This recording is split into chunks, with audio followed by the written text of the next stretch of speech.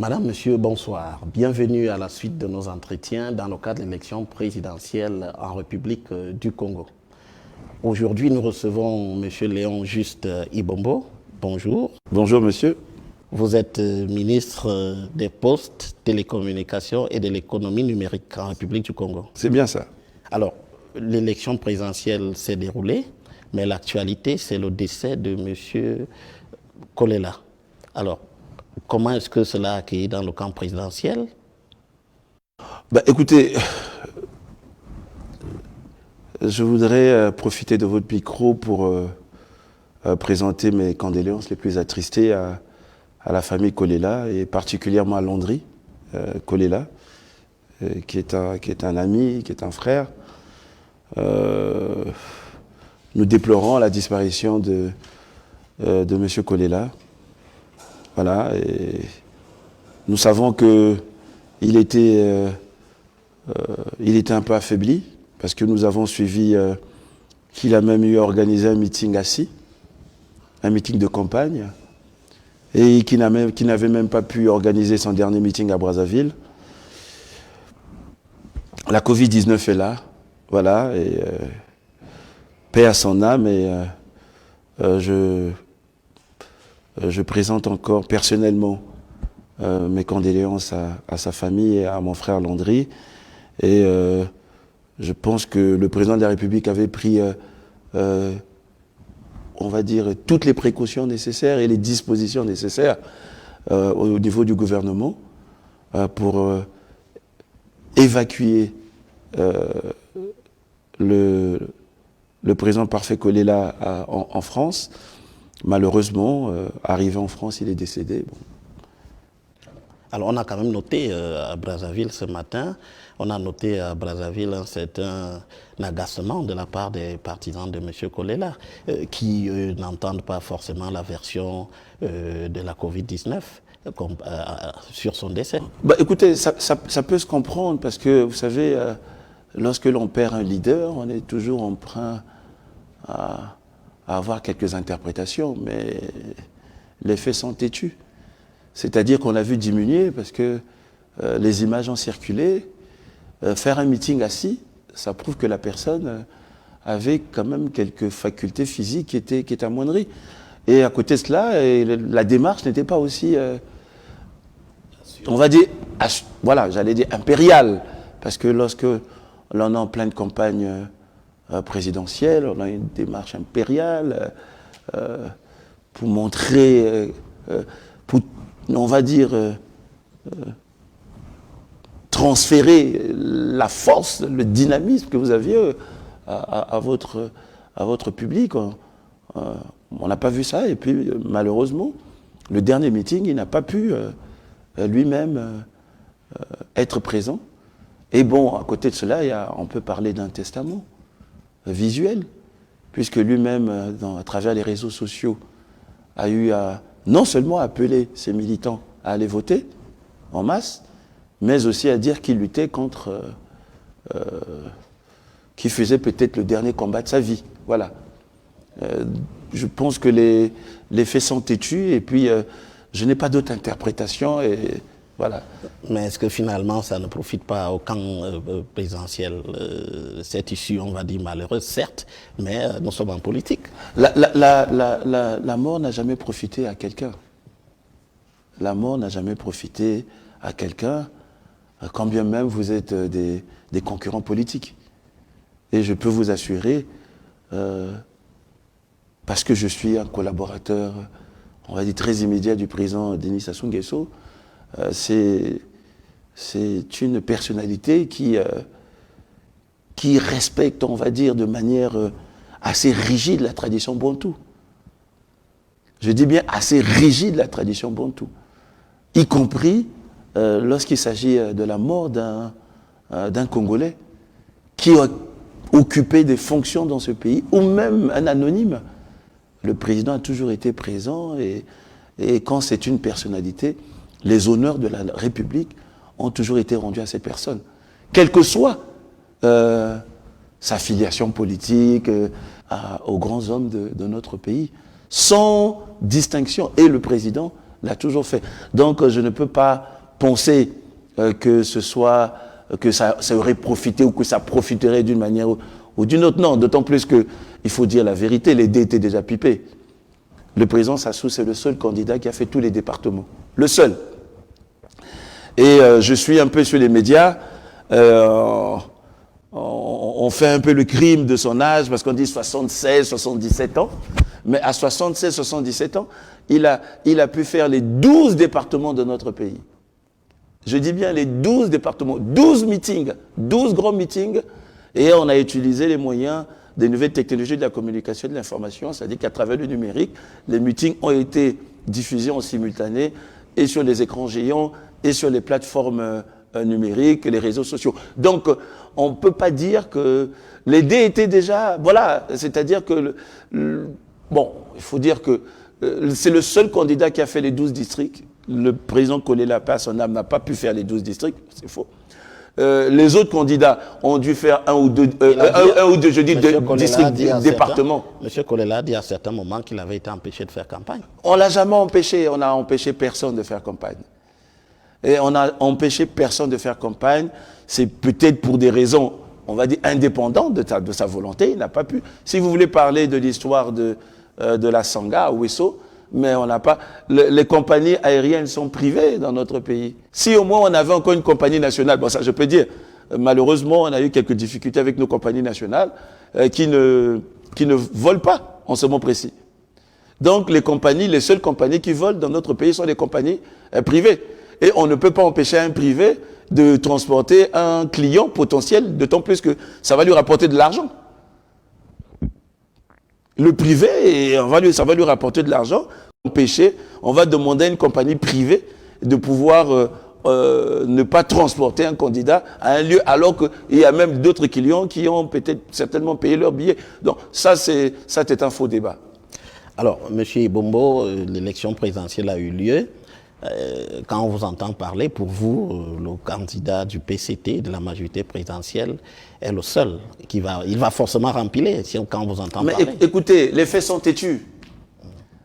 Premier fait, c'est le seul candidat à avoir fait tous les 12 départements. Le seul. Deuxième fait, on a vu, parce qu'on parle de l'usure du pouvoir, mais on a vu les populations, l'allégeance des populations lors des meetings du chef de l'État. J'ai été à Pointe-Noire, j'ai vu l'allégeance des populations. On a marché de l'aéroport jusqu'à la résidence privée du chef de l'État. Partout c'était plein. Nous étions à Luango dans le Kwilu, même allégeance des populations. Nous étions, j'étais pas personnellement, mais le président était à Dolisie, alors c'était l'apothéose. Le président est parti à Sibiti. Le premier ministre est ressortissant de Sibiti, c'était plein à plein, comme on dit chez nous ici. Le président est parti à Owando. Il est parti à Ouesso. Le président est parti à Infondo.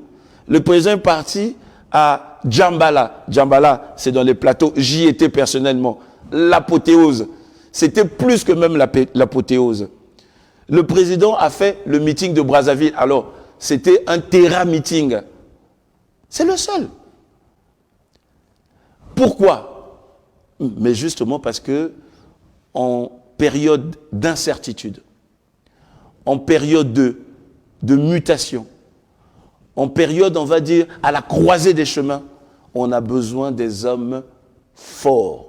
Et on a besoin de la stabilité. Je vais prendre un exemple. Parce que bon, on nous prêche toujours, ce sont, comme on dit chez nous, les noko, qui sont nos donneurs de leçons, c'est-à-dire que les pays occidentaux. Lorsque la France a été enclin à une période d'incertitude, on a appelé le général de Gaulle. On a appelé le général de Gaulle en 1944. D'abord. Ensuite, lorsque la France a été encore à une période de grande incertitude, en 1958, on a rappelé le même général de Gaulle. Parce qu'il y avait la guerre d'Algérie, et puis il y avait ce processus de décolonisation, de colonisation. Il fallait qu'on arrive à avoir des référentiels. Et on avait besoin d'un homme qui pouvait se lever. C'était De Gaulle. Alors cela voudrait dire que finalement, pour vous, la critique de l'usure du pouvoir elle glisse comme de l'eau sur Mais c'est vous. même une fausse critique. Écoutez, et c'est même enfantin, excusez-moi de le dire. Madame Angela Merkel, ça fait combien d'années qu'elle est au pouvoir en Allemagne? Mais ça n'a jamais offusqué quelqu'un. Mais pourquoi est-ce que au Congo, s'il y a quelqu'un qui est... Voilà. Mais s'il a la confiance de son peuple, Madame Merkel a la confiance de son peuple. On parlerait d'usure de pouvoir. Mais je vais vous prendre un exemple encore, bon, puisqu'il y aurait des élections encore là-bas, et je suis persuadé qu'ils vont encore empiler. En Israël... Monsieur Netanyahou. Oui. Mais est-ce que bon, là-bas, on ne parle pas d'usure de pouvoir, on ne parle pas de... non, donc c'est chez moi... Vous trouvez que c'est par rapport à l'Afrique qu'on parle d'usure du pouvoir? Mais c'est parce qu'on veut toujours infantiliser l'Afrique. Mais nous sommes pour une Afrique décomplexée. Voilà. L'infantilisation de l'Afrique, c'est terminé. Et donc, un nouveau mandat pour le président Denis Sassou Nguesso. Quels sont les grands chantiers dans ce... Il y a 9 chantiers. En fait, c'est pour poursuivre le premier chantier que nous avons eu au niveau de la marche vers le développement. Chantier qui s'est arrêté à cause de la crise. Et ça aussi, ce n'est pas une vue de l'esprit, c'est une réalité têtue. Même les grandes nations démocratiques ont vu leur élan économique stoppé à cause de la pandémie à coronavirus. Donc, cette pandémie a emmené tout un ensemble d'autres crises. Et aujourd'hui, des pays comme la France ne s'en sortent pas, jusqu'à présent. Puisque la France est en train de reconfiner encore. Bon, on parle bon, voilà, on parle de restriction, mais c'est un reconfinement. Et l'économie, justement, prend un coup. Donc, en période d'incertitude, on a besoin d'un homme fort qui assure la stabilité et qui puisse qui manifeste une confiance. On dit, c'est l'expérience qui fait la différence. On a besoin de cette expérience pour faire la différence avec les autres candidats. Qu'est-ce que nous allons faire?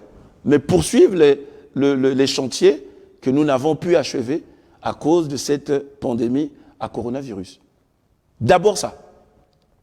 Et ensuite, élargir, on va dire les grands chantiers. Il y a le numérique, il y a la numérisation de notre administration pour avoir une meilleure traçabilité aussi bien des recettes publiques que des dépenses de l'État. Donc il y a tout un écosystème qui a été implémenté. Ça, c'est votre domaine de compétence. C'est le domaine de compétence. Avec le ministère en charge des Finances, on a mis en place un procès de dématérialisation, des plateformes numériques qui permettent d'avoir une meilleure traçabilité sur les recettes de l'État, sur les dépenses de l'État.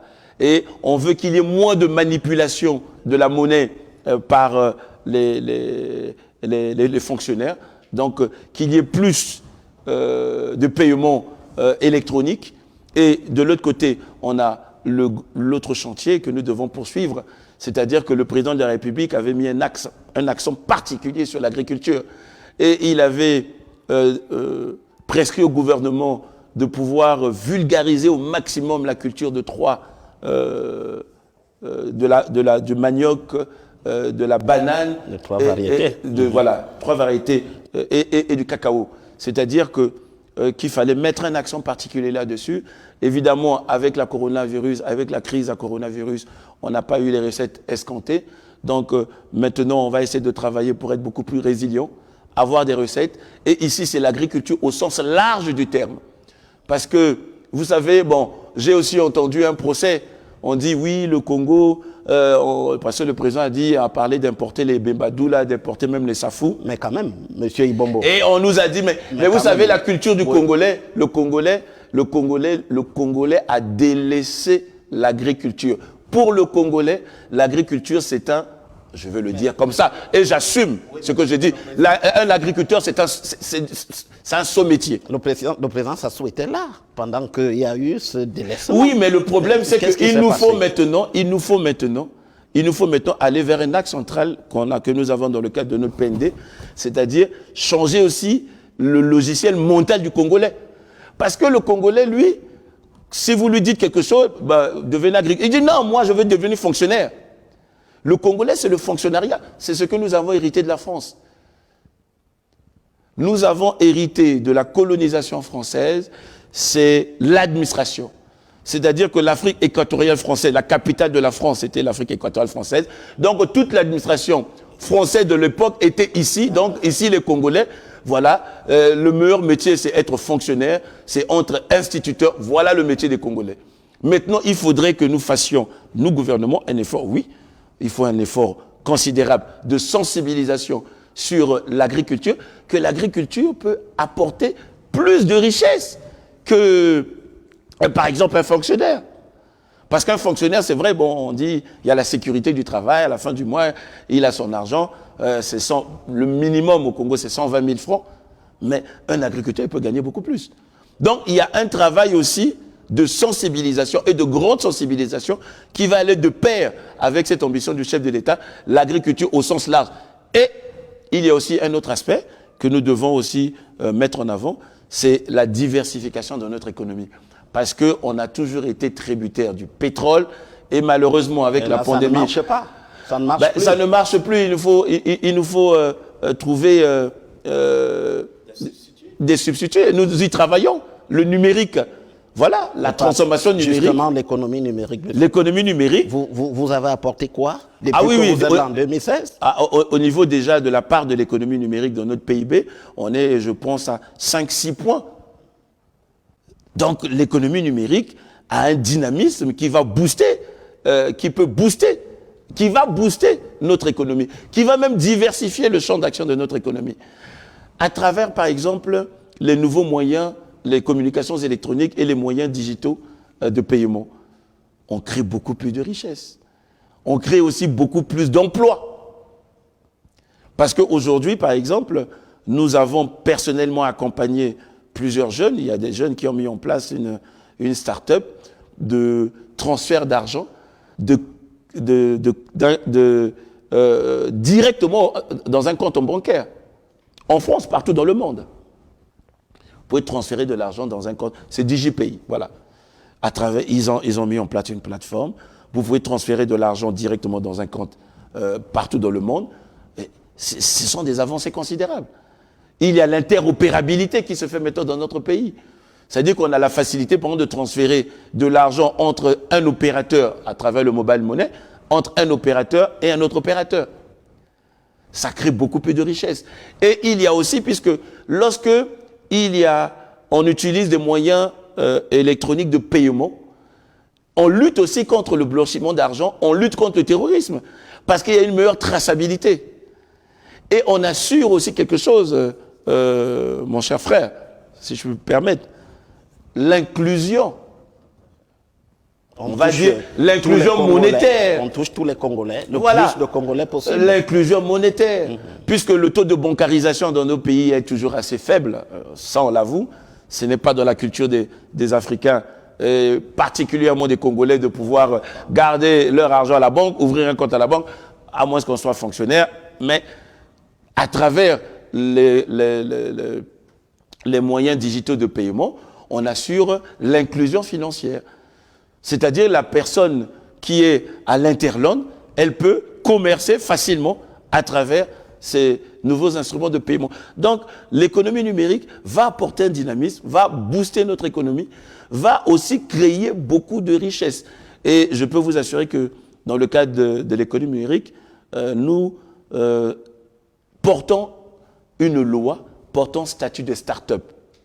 Aujourd'hui au Congo, on a déjà opérationnalisé le FIGA. C'est un fonds d'impulsion, de garantie pour les très petites et moyennes entreprises.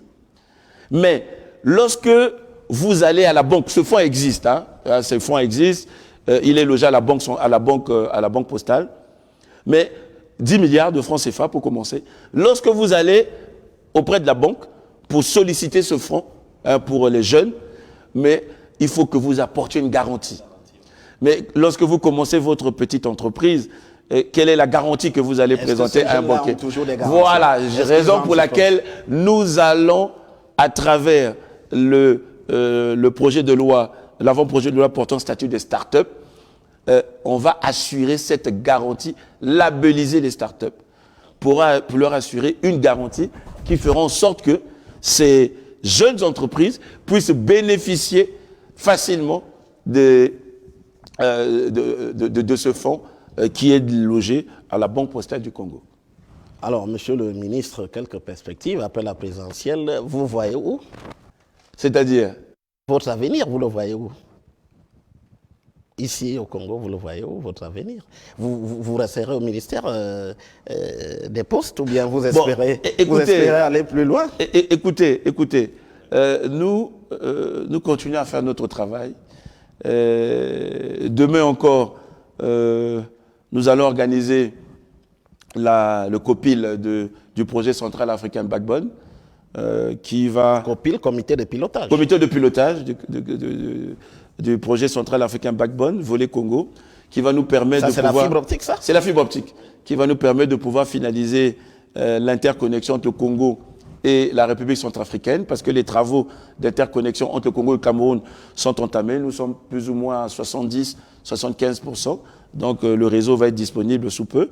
Mais avec la pandémie à coronavirus, on a un autre chantier, on a deux autres chantiers, c'est-à-dire que l'interconnexion avec la RCA et surtout le data center qui nous permettra de pouvoir héberger nos données ici dans notre pays, au Congo. Donc le travail continue.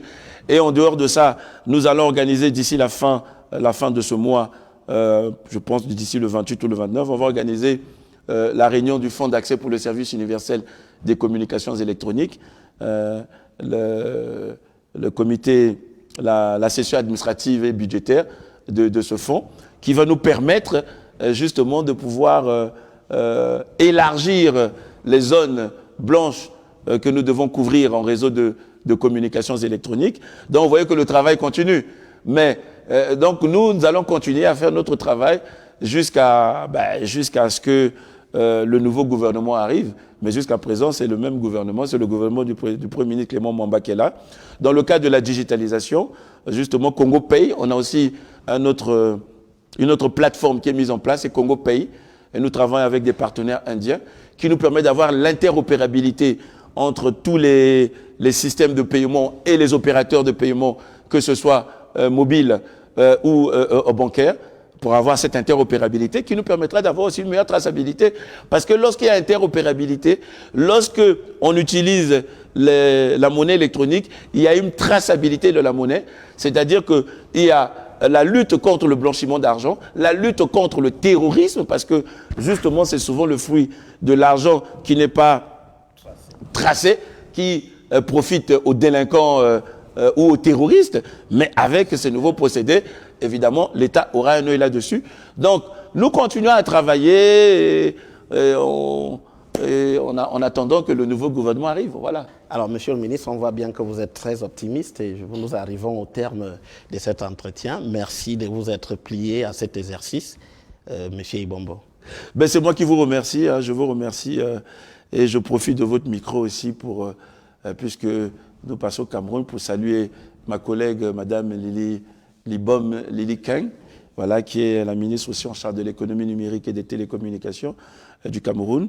Nous pensons que nos deux chefs d'État, certainement, et nous espérons, nous sommes persuadés que le président Sassou gagnera, oui, cela ne fait l'ombre d'aucun doute, pour inaugurer ce réseau Congo-Cameroun qui va faire en sorte que nos deux pays n'emprunteront plus les routes internationales de télécommunications, mais nous aurons des redondances au niveau de la sous-région.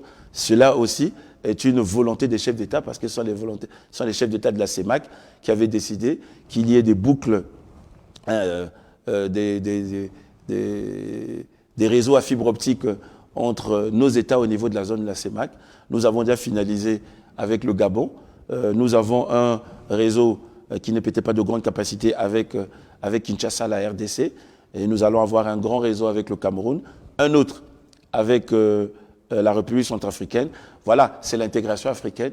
Et nous suivons la voie tracée par nos chefs d'État. Merci pour cette invitation. Merci, M. Ibombo. Merci aussi à vous, chers téléspectateurs, d'avoir prêté votre attention tout au long de cet entretien. Nous vous donnons rendez-vous avec d'autres entretiens ici au Congo-Brazzaville dans le cadre de l'élection présidentielle que ce pays vient d'abriter.